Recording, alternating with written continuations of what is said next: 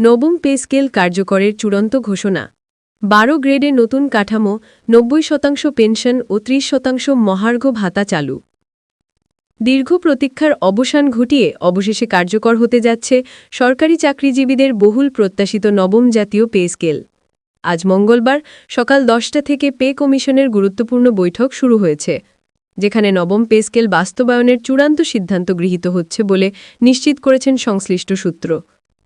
pay কমিশনের chairman Zakir Ahmed Khan জরুরি বৈঠকের মাধ্যমে সরকারি চাকরিজীবীদের নতুন বেতন তালিকা ও গেজেট প্রকাশ করবেন এরপর থেকেই দেশের সরকারি কর্মচারীরা নবম পে স্কেলের আওতায় নতুন বেতন কাঠামো ও ভাতা সুবিধা ভোগ করতে পারবেন ১২ গ্রেডে নতুন কাঠামো পূর্বের ২০ গ্রেডের পরিবর্তে এবার প্রবর্তন করা হয়েছে আধুনিক ১২ গ্রেড কাঠামো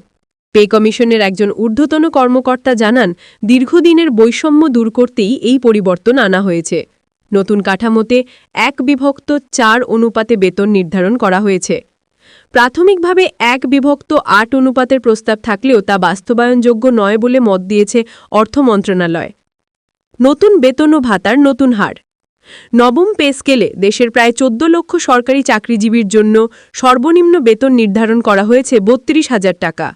পাশাপাশি পেনশন সুবিধা ৪৫% থেকে বাড়িয়ে ৯০% উন্নীত করা হয়েছে ছোট গ্রেডের কর্মচারীদের জন্য কার্যকর হচ্ছে ৩০% মহার্ঘ ভাতা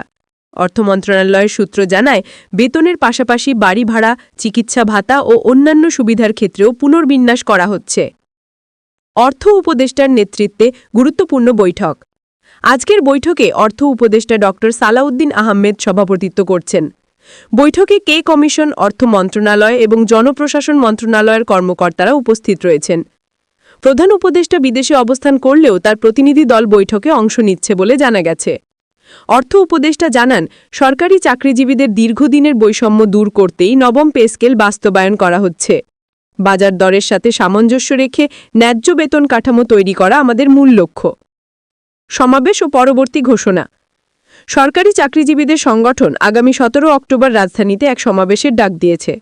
তবে তার আগেই নবম পে স্কেল কার্যকরের চূড়ান্ত গেজেট প্রকাশ হতে পারে বলে জানিয়েছেন সংশ্লিষ্ট কর্মকর্তারা অর্থনৈতিক বিশ্লেষকদের মত অর্থনৈতিক বিশ্লেষকরা বলছেন বর্তমান বাজার পরিস্থিতি ও দ্রব্যমূল্যের সাথে সামঞ্জস্য রাখতে ১/৪ অনুপাতে বেতন কাঠামো বাস্তবায়ন করা সময় উপযোগী সিদ্ধান্ত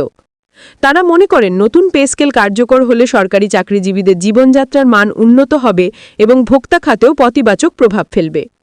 সিদ্ধান্তের অপেক্ষায় পুরো প্রশাসন অন্তর্বর্তীকালীন সরকারের কিছু সদস্য বর্তমানে দেশের বাইরে থাকায় গেজেট প্রকাশে সামান্য বিলম্ব হতে পারে